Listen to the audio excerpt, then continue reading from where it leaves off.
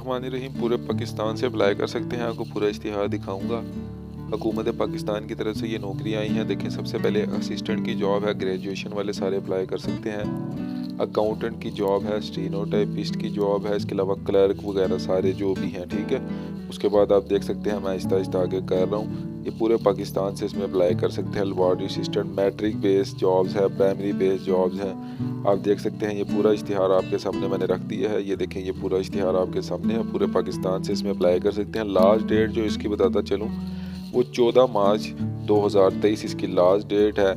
यानी आज से 15 दिन के अंदर अंदर आपने इसको अप्लाई करना है। अप्लाई करने का तरीकाकार जो है वो सबसे नीचे ये देखिए इन्होंने लिखा हुआ है कि आपको www.nationaljobportal.njp.gov.p के वेबसाइट पे जाना है और ऑनलाइन अप्लाई कर देना है।